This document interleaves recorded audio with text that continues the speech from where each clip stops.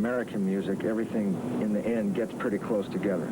You have gospel, and you have country music, and blues, and jazz, and there's a thread always, which is just the people, you know, that links all these styles. So it's not hard for me to see that. Sometimes people think it's just being eclectic, or it's being, you know, kind of a dilettante, or somebody who grabs at this and that, but for us it's normal enough, you know, to see music being jammed together, like somebody like Jerry Lee Lewis or Clifton Chenier, you know, playing what are hybrid styles pretty much. It's normal.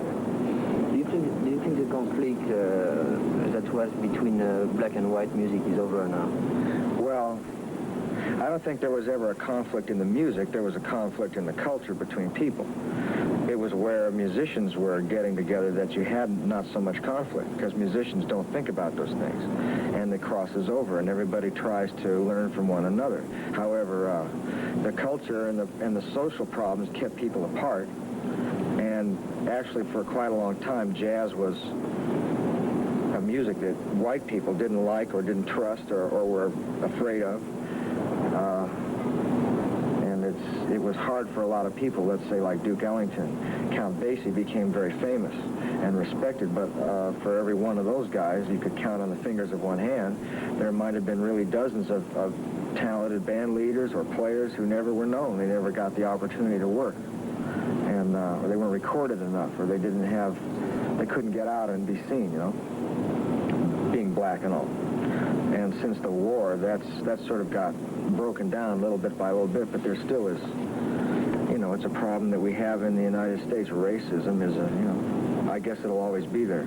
But in music, people do tend to get closer together. How did Mayfield guitar play by the time of the Impressions influenced you a lot? Yeah.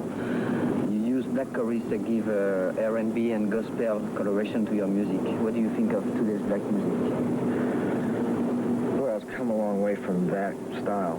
I mean, I like some of the new R&B, what they call nowadays. I don't call it R&B, but it's called that anyhow. I like some of it. It's good dance music, and it's become very sophisticated. But the thing that James Brown sort of started, polyrhythmic, that kind of real choppy African kind of thing, has come a long way, and some of it's real good, like Prince is good, and I don't even know who some of these people are, I'll tell you the truth. But I go to this gym and work out, and if the music they play is good and it grooves, then, you know, you can do better. It moves you, you know, and I don't listen to the words much. Although the thing I miss is that kind of ballad, sort of soulful, simple man on the street kind of approach that they had, that characterized the soul music of the 60s and some of the R&B of the 50s. I thought that was kind of pleasant and kind of, you know, fun to listen to. And that's when I was younger, and I guess it impressed me quite a bit. And certainly nobody at all plays guitar or anything like Curtis Mayfield used to do. I know you don't like to speak about your beginnings with Taj Mahal, Captain Beefheart, and all these people, but I'd like to know how you did like your work with the Stones, and if you think it helped you in your career. Well, it's hard for me to say. I mean, I say I don't like to speak about things isn't so true. It's more like I am more interested and more liable to speak on things that I enjoy, you know. So if something is not so enjoyable, I don't care, you know. And I think about the Stones, since you asked me, that if I was, you know, if that were to happen today, I might treat it a little differently.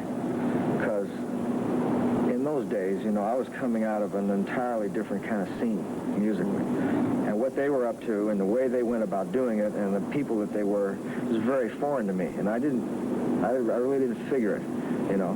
Now I figure it differently. I figure that there's a musical thing that they do that I've come to really enjoy. But it was strange then, you know. They had a funny way of doing things. They had a strange way of recording. And I just didn't get it, you know what I mean? Yeah. And it's very different from Hollywood and the sessions I was used to doing, so as far as helping the career, I don't know about that. It's very hard for me to say. Hard for me to talk about career, you know what I mean? For example, I was 15 when I heard Sticky Fingers the first time, and I discovered you in this record. Oh, well, there you go. And a lot of people are in the same case. I mean, it's important to remember, you know, how you hear things, and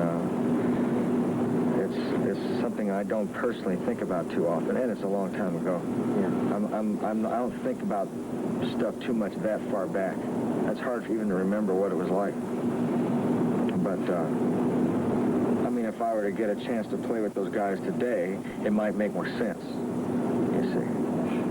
But it didn't make much sense to me then. So you said Bob Tidou drop success didn't really change your mind, your life here? No. Not really. You don't go to clubs, you stay home by night? Yeah, I don't go out. I mean, I was starting to tell you, I go to see this Black Uhuru group the other night. And after you've been working nightclubs and playing shows, for me anyhow, all these years, I just don't hang around places like that, you know. I get nervous. But L.A. is funny, you know, it's not a real, it's such a big town that to get in the car and drive all the way to a place at night and then get late and I'm tired, you know, I just don't want to bother. So I miss a lot of stuff, I suppose, you know. And then people say, how come you don't go hear this and hear that? And it's just a habit, I guess, you know. Stay at the house. So that's what I do. You made the soundtrack of a few movies, including the last one, The Border, Yeah. and this one concerns illegal Mexican immigration. Yeah. Do you feel close to the minorities in the way of John Steinbeck, for example? Well, the whole alien migration question, when you live in L.A., is very particular. I mean, everywhere you go here in this city, you see people who, you know, great numbers of people have come here either because they're too poor to stay home, or there's fighting and revolution and oppression for them in their country, like, let's say, El Salvador. And it's just such a mess down there, and we've inherited this bad foreign policy that's created this trouble. And so L.A. is like, I'm sure at this point, 50% people who are getting out, you know, and coming here. Now, when they get here, of course, they run into this strange, corrupt system that allows these people to be sort of merchandised here and there, you know. You keep some here and you send some back, and then they come back, and then, you know, you just keep them moving around like it was the same with the Okies in Steinbeck's time. Cheap labor, in other words. I mean, this whole city runs on wetback labor, you know.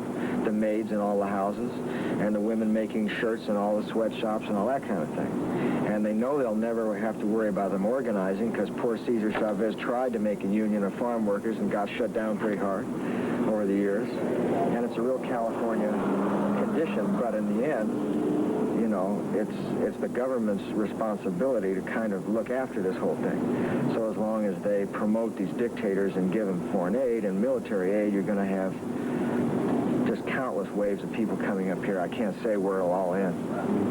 You said in an interview that America was not anymore a promised land. Oh, well, that's what the song says, you know. After you get to the promised land, the promises are broken one by one, and it's pretty much true, I guess, you know. But that's the price we pay for having the kind of society we have, you know. It's just I don't know what else to say about it. Having been all over the place, I like living here the best, and I guess for me, you know, as well, for a white person with money, it's all right. Let's just put it that way. I wouldn't want to be other than a middle-class white person living in L.A. It might get a little tough, you know. That's all I can say, really.